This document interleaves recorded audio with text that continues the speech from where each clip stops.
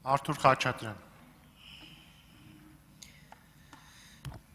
Նախարար, ապահովագրությունը բժշկական, առողջապահական, ֆինանսական գործիք է եւ դրա համար որպես ֆինանսական տեսանկյունից հարց տամ։ Հաշվարկներ եք արել 11900 դրամ, չէ՞, թե չեմ սխալվում։ Այդ կարգին 10800 դրամ։ Այսինքն ենթադրվում է, որ կա հիվանդությունների ցանկ, կան պրոտոկոլներ, ինչպես են այդ հիվանդությունները բուժվում։ Այլապես ուղղակի կառավարչական հաշվապահության հիմունքներից պետք է դրանով առաջնորդենք, որ հասկանանք հիվանդությունների բաշխում, ինչ հիվանդություններ եւ դա ինչ արժի։ Հետևաբար ենթադրում եմ, որ ցանկը կա, գոնե մոտավոր ցանկը կա։ Եթե խնդրեմ թեկուզ աշխատանքային կարգով կուղարկեք այդ ցանկը, դա առաջի հարց խնդրանք։ Երկրորդը կա արդյոք մեխանիզմ հավելյալ ծախսերը փակելու համար, որովհետև կան ապահովագրական ընկերություններ, քիչ թե շատ կայացած համակարգ է։ Հիմա պետք է նաև ֆինանսական կանոնության տեսանկյունից նայենք եւ պետք է այդ ցանկը լինի, որ ապահովագրական ընկերությունները կարողանան նաև իրենց ֆինանսական քաղաքականությունը հստակեցնել։ Եվ երրորդը, ինչու զինապահ հիմնադրամ։ Ես քիչ առաջ զինապահ հիմնադրամն էի նայում, մարդիկ նվիրատվություններ են, ասկան նվիրատվություն կփրկի կյանքեր, կավելացնենք, ինդեքսավորենք, ասկան ես չգիտեմ, կա զինապահ հիմնադրամի գոնե ինչ-որ մի արձագանք, քննարկել եք դուք իրանց հետ, իրանց փողի այդ հավելյալ փողը պետք չի, որովհետև էլի եմ ասում, նայելով իրանց կայքից, իրենք հավելյալ գումար են խնդրում նվիրատվությունների տեսքով։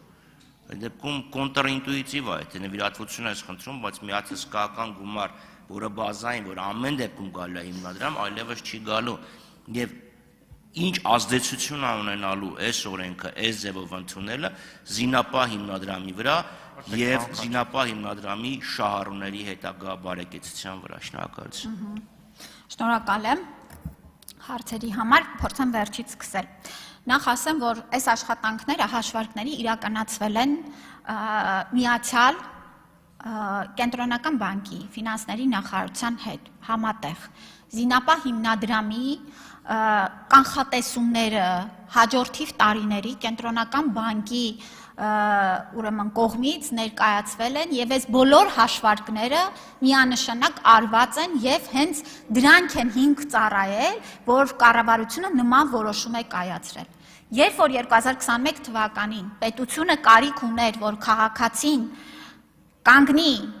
զինծառայողի կողքը եւ այդ կարիքները բավարարելու համար հավելյալ գումարներ վճարի, քաղաքացին իր պարտականությունը իրականացրել է։ Այսօր զինապահ հիմնադրամում կուտակված միջոցների հաշվին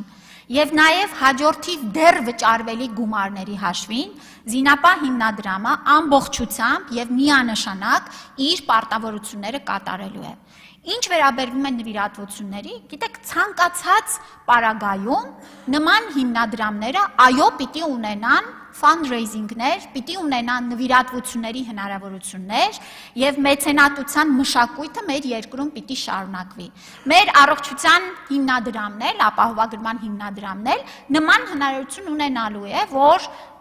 մեծահարուստ մեծենատներ կարողանան եւս նվիրատվություններ իրականացնել, օրինակ Տիկին Բաթոյանի նշած որոշակի առանձնահատուկ դեպքեր մեր քաղաքացիների հոգ տանելու։ Այստեղ որևէ հակասող իրար բաներ չկա։ Այո, ճիշտ եք ասում, պարոն Խաչատրյան, ցանկերը կան, ես հենց այսօր, ես այսպես էլ ասել էի, առաջին ընթերցումից հետո նախագծերը կհրապարակենք եւ դուք ազատ կարող եք ուրեմն դրանց ծանոթանալ եւ ուրախ կլինենք նաեւ ձեր կարծիքները լսելու։ Բայց նորից պիտի նշեմ, դրանք նախագծեր են, պիտի հաստատվեն կառավարության կողմից։ Ինչպես են արվել ակտուարական հաշվարկները, շատ ճիշտ բան եք նշում։ Տեսեք, մենք վերցրել ենք մեր, ինչպես նշեցի, հիվանդացության բեռ հանդիսացող հիվանդությունները։ Նշեմ առաջին 3-ը սրտանոթային հիվանդություններն են, ուրեմն չարորակ նորագոյացություններն են, քաղցկեղն է, հաջորդիվ շաքարային դիաբետ, շնչական համակարգի հիվանդություններն են եւ այդպես։ Հաջորդիվ գալիս է բացի սրանից անհետաձգելի բուժօգնության հատվածը, որն է տրավմաները, շտապօգնությունը եւ այլն եւ այլն։ Այսինքն ամբողջացրել ենք այս ցանկը, այս ցանկի վերաբերյալ ունենք գործելակարգեր մշակված, հրապարակված արդեն մեր կայքում հաստատված նախարարի հրամանով, ունենք ալգորիթմը, ունենք ինչ ենք փակում, ում համար եւ այդ անձանց նախորդի վիճակագրական որոշակի տվյալներ։ Դրա հիման վրա իրականացրել ենք ակտուարական հաշվարկները։ Մեթոդաբանություն էլ կարող ենք կիսվել։ Արձագանք։ Երախտապարտ կլինեմ, եթե կիսվեիք, որովհետև ես հիշում եմ տարի ու կես առաջ, երբ հաշվեկնիչ պալատը ուսումնասիրում էր առողջապահության նախարարության ծախսերը, հիշում եք, այդ խնդիրն առաջացավ, ովքեր էին շահառուները, չի բացահայտվում, որովհետև անձնական գաղտնիք է, եւ նաեւ ինչ արժի ենթադրենք նշիկների հեռացումը, դե ամեն հիվանդանոց մի ձևի հաշվարկումը։ Հիմա կարծում եմ ամեն հիվանդանոց մի ձևի հաշվարկումը այդ մոտեցումը պետք է այլևս չլինի, որովհետև եթե պետությունը հարկ է վերցնում եւ կոպիտ ասած պետ պատվեր է իջացնում այդ հիվանդանոցին բուժել այս հիվանդությունը, ապա պրոտոկոլները, որը դուք գործելակարգերը ինչ-որ ձևով պետք է հաստատված լինեն։ Եվ քանի որ խոսեցի այդ պետ պատվերի մասին, ինչպես է որոշվելու, այսինքն մեկը դիմում է եւ տեղի ունեցել ապահովագրական դեպք, պետությունը ինչ ալգորիթմով է այդ հիվանդին ուղղելու հիվանդանոց, թե ասելու է դու գնա ընտրի, որն ուզում ես ես կֆինանսավորեմ։ Եվ ստեղ էլ եմ ասում գալու է արդեն նույն ինքնարժեքի խնդիրը, որովհետեւ ինչ ամեն մեկը գնա, յուրաքանչյուրը գնա ավելի թանկ հիվանդանոց, անհավասար պայմաններ են ստեղծվելու եւ այլն։ Շնորհակալություն։ Փոխհատուցման գները որոշել է պետությունը, այսինքն մենք ենք որոշում այն